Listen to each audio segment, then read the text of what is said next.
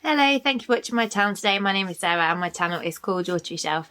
Today it is a gloomy, rainy day and it's really nice and cosy, and I've had the day off work and the children have been at school, and so I went to Wagamama's for lunch with my husband and we had like a lovely bowl of ramen which was so yummy and cozy. And yeah, I was gonna have a long browse in the bookshops, but I went for a run because I just felt in the mood to go for a run this morning after the school run, so that took up the time I was going to browse. So I'm going to go and do a browse when I have another day off this week. Today I'm going to talk about my wrap up for the month of September. There's quite a lot of books. I did really well, and I was doing Shorty September, which was a readathon which was hosted by Sean and Beth and Heather from Pastoria Time and Soggy Expat Book Nerd respectively, and this was the aim of which there were 11 prompts, and the aim was to was to read short books for each prompt. So I'm just going to go to, so this is my bullet journal spread. So Heather did these really lovely drawings with each prompt, and I'm just going to use that to jog my memory for what was for each prompt. So the first book that I read was Bermuda Shorts. So the prompt was a book set in another country, and I read The Wind of the Small Isles by Mary Stewart. Mary Stewart is an author I've read before and liked, and Heather actually sent me this book as a surprise a while ago. This is a really, really small book. I kind of struggle to remember the plot now. It seems like ages ago that I read it, but it's about, there's a bit at the beginning which is in the 1800s where a girl kind of elopes from her parents and meets a man that she's sort of fallen in love with, and they sort of escape together on the sea in Lanzarote. And then it jumps forward to the 1970s, I think. Yeah, something like that, where there's a lady who is called Perdita, and she's a secretary to Cora, who's a writer, and they go to Lanzarote to do some research about a book that Cora's writing, and they kind of uncover the secret of what happened to this girl who eloped 100 years before. So it's really sweet and I enjoyed it. I gave it 3.5 stars. Then the next one I read was for the Runway Fashion Shorts, a translated book. So for this one I read The Guest Cat by Takashi Hiraide. I'm not sure how you say the surname. So I was a little bit disappointed with this book. I really wanted to love it because I love cats. I have 2 cats. I've always had cats all my life. But I just didn't really love it, this one. So this is, I should say the translator. So this is translated from Japanese by Eric Selland. This book is about a couple who are writers, and they are living in a property. And one day a cat comes, well, their neighbours get a cat, and then the cat starts visiting them in their house, and they very much fall in love with this cat, and they start buying toys for it and making a bed for it and feeding it and stuff, and it really kind of feels like their cat as well, but they never are the official owners of the cat, and it's just about how the cat sort of comes into their lives, really. But that sounds like a really lovely premise, but there was a lot of the book was describing the geography of the house. So it would be like, this wall faces this way, and along that wall runs this other wall, and then there's a passageway to the northwest corner, and all this kind of stuff. And I felt there was so much description of the compass directions of the house, and what walls run parallel to what other walls, and what passages there are, and what you can see out of this window, and who, I don't know, it just didn't really work for me. I felt there was way too much description in that, and it wasn't like beautiful description, it was just like factual description, and so I didn't really enjoy this. I gave it a 3-star, which I'm a bit sad about, really. The next book I read was one I've had for absolutely ages. I think that was the prompt. So it was, where are we? Grandad Shorts, a book you've had for a long time, and I've had this for a good 10 years, and this is Our Man in Havana by Greene. This is about a guy called Wormhold who sells vacuum cleaners in Havana, and he lives there with his daughter. He really doesn't have very much money. His daughter has very extravagant tastes. It's set in I think it's the 60s or the 70s. And one day he's approached by, he's also got a friend, he's a doctor, he's kind of eccentric, and he's approached by a man who says that he wants Wormald to be a spy for the British government, and he wants him to, he'll pay him. So Wormald's kind of attracted to this because he needs the money. And then he decides that actually he's not really going to spy, he's going to make up a load of stuff and tell them. But then the stuff he starts making up starts coming true. So it's really quite funny and satirical. The thing that I hated about this book was that the first line includes the N-word and is completely unnecessary. Completely unnecessary, has no relevance to...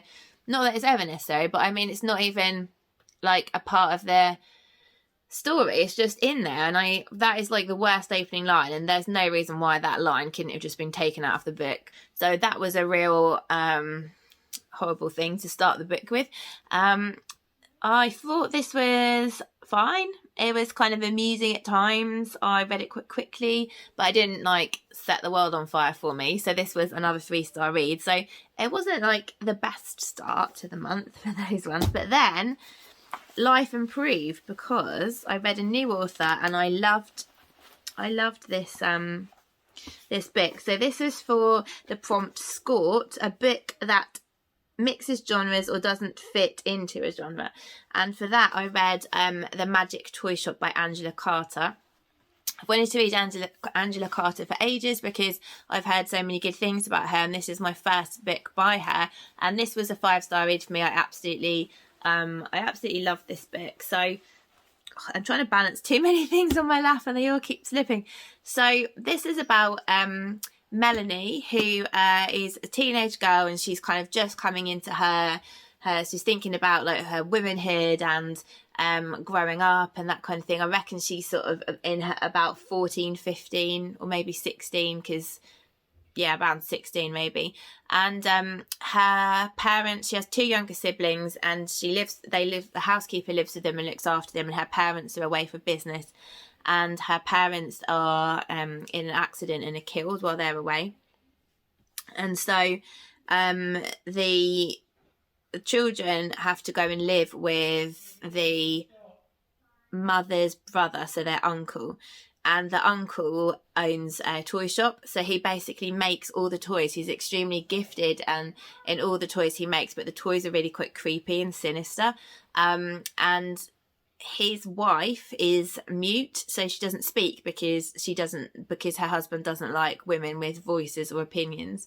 And there's also 2 other grown-up boys who live there who are the aunt's brothers. And they are very strange and eccentric, and it's about how Melanie and the children kind of get on in this house, and with this uncle who's really talented but also a terrible bully and very abusive. And it's kind of like perfect writing mixed in with this really creepy, sinister stuff and sort of slightly surreal characters. And I loved it. I thought it was absolutely brilliant. It was really unlike anything I've read before. It wasn't what I expected. I expected it to be more fantasy, but it's not. It's more like magical realism.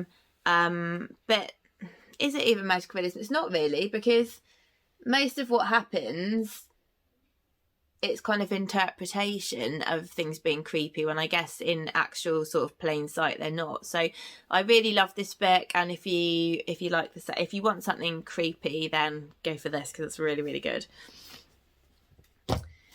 Then I had another really good one. So this was a box of shorts, a comfort read, and for this I read this in a single sitting. This is The Boy, the Boy, the Mole, the Fox and the Horse by Charlie Mackesy. This was absolutely lovely. I think everybody's probably heard about this book or read it, but it's beautiful ink drawings with simple quotes and really kind of gorgeous. So you can just keep looking at the drawings because they're so lovely. And yeah, some of them are black and white, some of them are colour, but it's just really, really, really, really sweet. So like, for instance, there's this bit and it says, "Is it the moon?" asked the boy. "It's the teacup stain," said the mole, "and where there's tea, there's cake."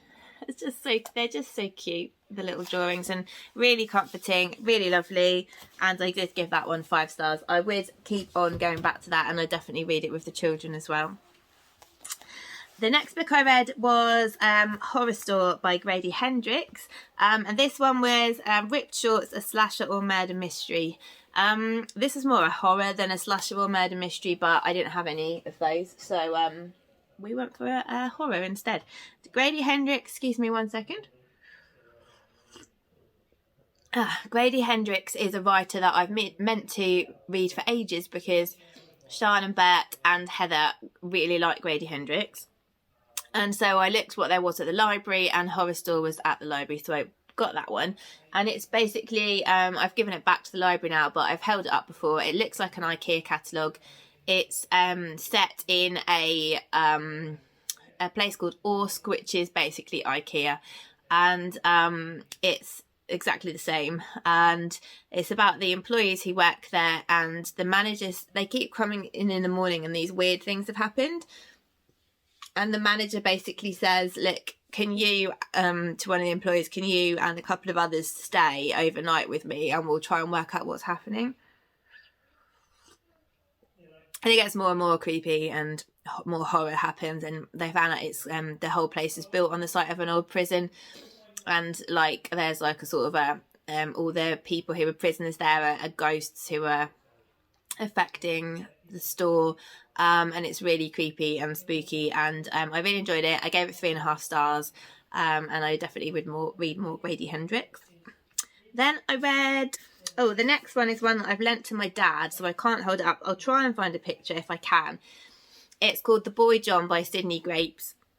This is for Hometown Shorts, and it's a book set in the place where you live. So this is written in the 1950s, late 40s, early 50s, and it's set in Norfolk, and it's a selection of letters to the local newspaper that Sidney Grapes wrote as a caricature called The Boy John. And he's like a farmer who lives with his granddad and his aunt, and it is so funny. So I think you probably wouldn't get it so much unless you have either spent a lot of time in Norfolk or are from here, but it's written in dialect, so I can hear people that I've met in work and stuff, patients, things, I can hear their voices in this book. And it's very these essay pieces, they're very kind of innocent humour, and they're just about the life in the village, but all the kind of small things that happen, which if told in a really good storytelling way, are very funny anecdotes. And I really loved this book. I gave it 4 stars. I'd probably upgrade it to 4.5 stars. It's really small. It's actually a family heirloom, and I think I was even reading it like in queues and stuff because it just kept making me laugh out loud. I just thought it was really great. But like I say, unless you've got local knowledge, you probably wouldn't find it that funny. So the next one I read was Half and Half Shorts. Read a book, then watch the movie, or read a book of the movie you've already seen. So I actually forgot to watch the film, so I'm still going to watch the film because I definitely want to see it. So I read Black Klansmen by Ron Stallworth. This is a non-fiction book. It is a true story and is absolutely brilliant. Let me just have a bit more tea. So Ron Stallworth is this guy, and he joined the police, and he became the first black police officer in Colorado Springs. And he really wanted to work in narcotics, and he wanted to do undercover work. And one day he saw an advert in the local paper for advertising for new members of the Ku Klux Klan.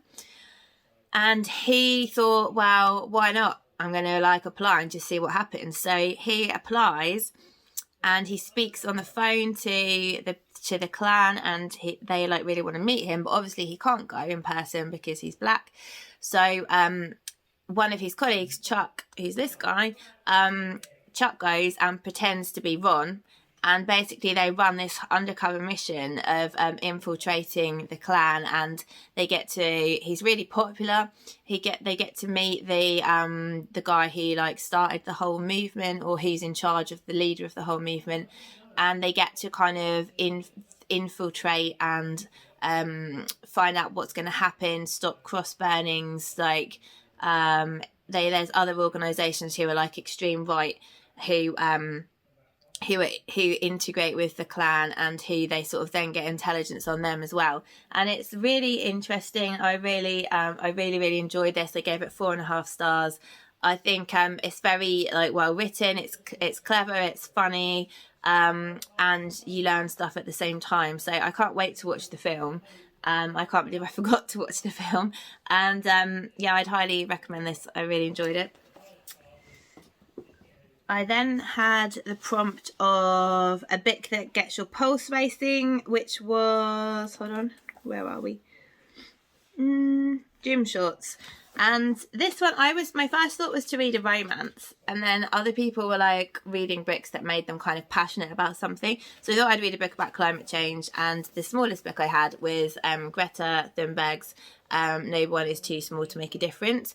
I liked these essays, and I found them to be intelligent, and they're speeches, they're not essays actually, and factually interesting. But the trouble is that because they're speeches, there's a real overlap between them. So lots of them are including the same content, which was a bit kind of repetitive when you keep reading it. So I gave that one a 3-star. It was good, but I didn't feel that I learned loads, because it was kind of the same thing being repeated. But I very much admire her as a person. And then the last one I read for Shorty September was Shorty Shorts, the penultimate, Shorty Shorts, the book from the 70s or 80s. And for this one, I chose The Alchemist by Paulo Coelho, which I've had for ages, and this was written in 1981, I think it is. So I heard about this 1988, sorry. I heard about this, I'd already heard of this book, but I got interested in it when Oprah did like a interview. I think it might have been right for the 30-year anniversary of the book, and I bought it then, so I've had it for quite a long time. This is a book which is very polarising, so a lot of people hate this book and a lot of people love this book, but it's basically about a boy who is Spanish, and he's a shepherd in Andalusia and in Spain. He is content with his life, but then he has this dream a couple of times where he has to go to the pyramids in Egypt to find some treasure. And he goes to a dream interpreter and asks her, like, please, can you tell me, like, what's this dream? And he basically finds out that she can't really tell him much, but then he goes to the local square, and there's like a man there who is quite sort of he says he's a king, and he's come to sort of give this boy a message, and he tells him, yeah, you do have to go to Egypt and you do have to find this treasure. And it's basically a fable about this boy's journey and the people he meets, and it's very archetypal. So he meets like a wise man, and he meets like people who are untrustworthy, he meets like leaders, and I enjoyed this because it's basically an underlying spiritual message, basically about like about the hero's quest. So this book reminded me, I don't know if you've read Big Magic by Elizabeth Gilbert.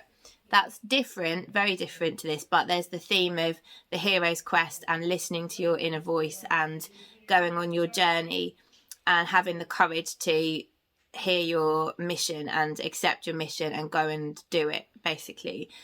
So that's the kind of underlying spiritual message to the book, but it reminds me kind of a Bible story. It's like a fable, how it's told.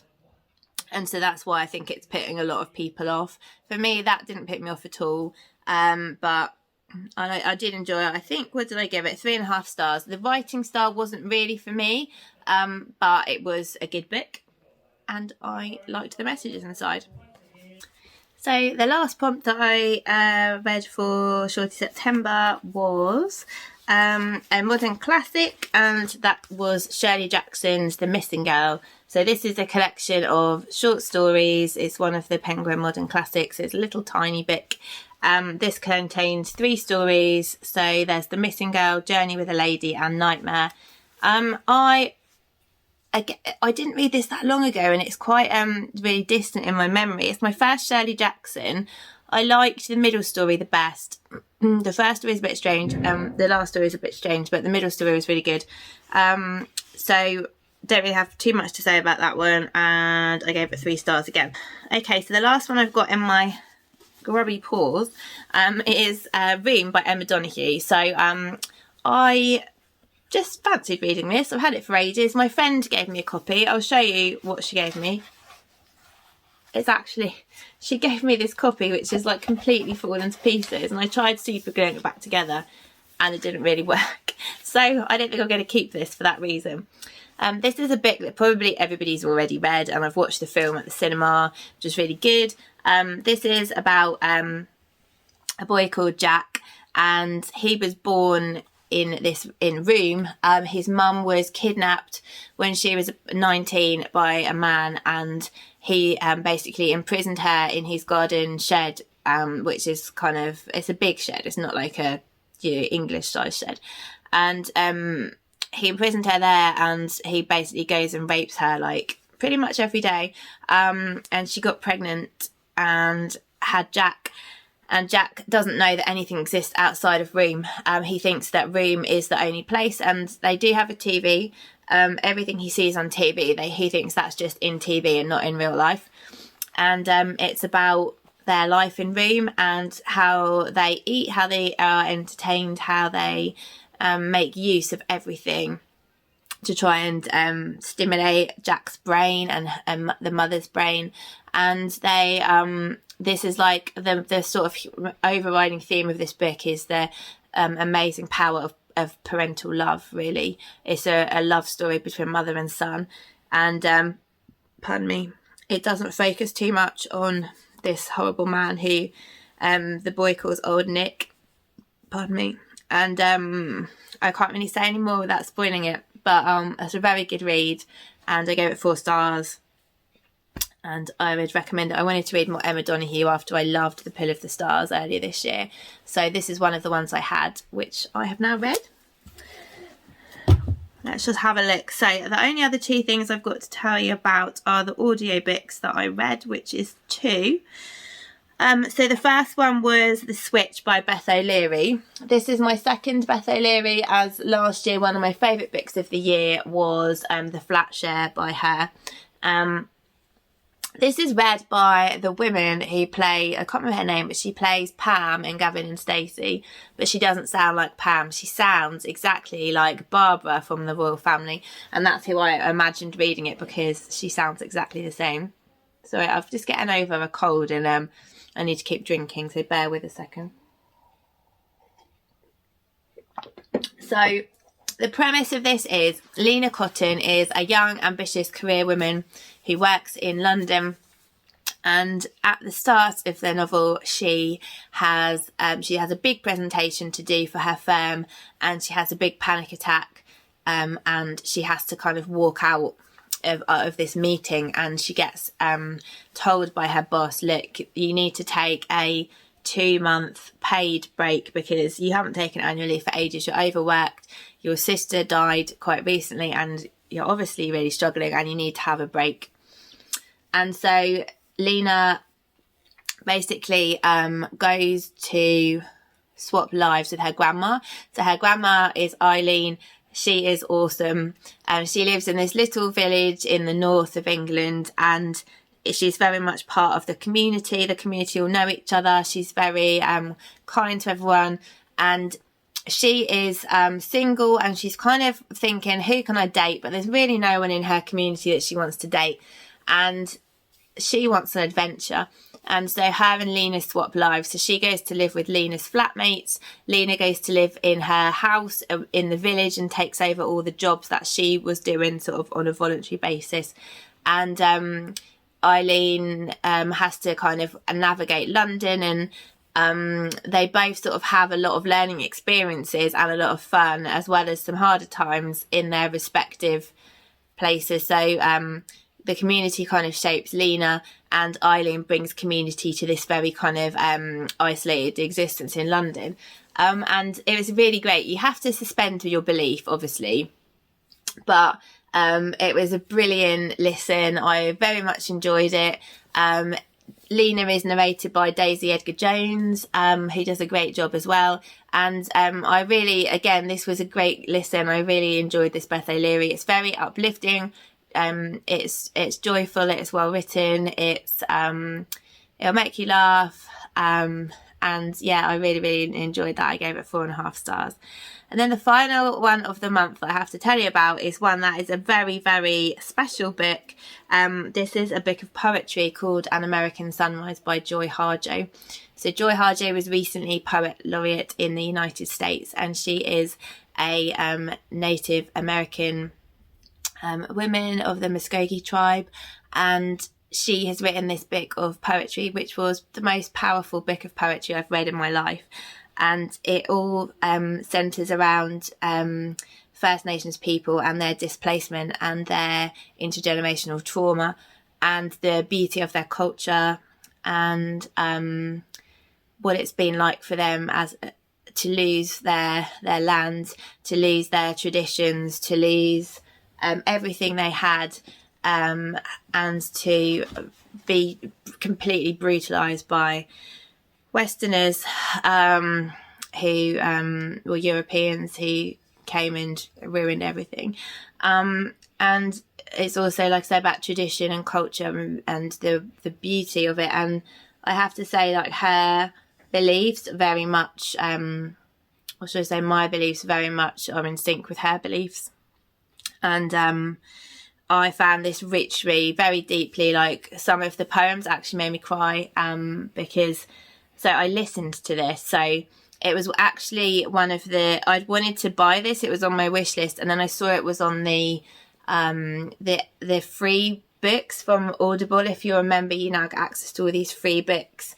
And so I downloaded it, and you have to, obviously with poetry collection, you can't just sit and listen to the whole collection in one go. You have to listen to it. I listened to like a few poems a day. I listened to it with my headphones in so that her voice was going like directly to my ears. I didn't do other stuff at the same time. Apart from, I did peg out the washing, because you can kind of listen, you don't have to think about doing that. And it was absolutely wonderful. Like, I will be listening to this definitely again and again, because certain poems, I just found them so powerful that I just, like I say, they made me cry, and that doesn't really happen for me. So I am a crier, but like, I don't think I've ever cried at an audio before. So it was wonderful. And if you like poetry even a tiny bit, give this collection a go, because it's amazing.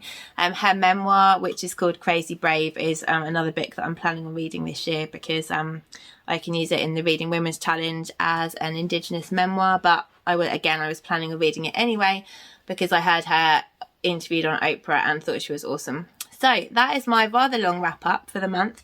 If you've read any of these books, then let me know what your thoughts were, or if you'd like to read any of them now.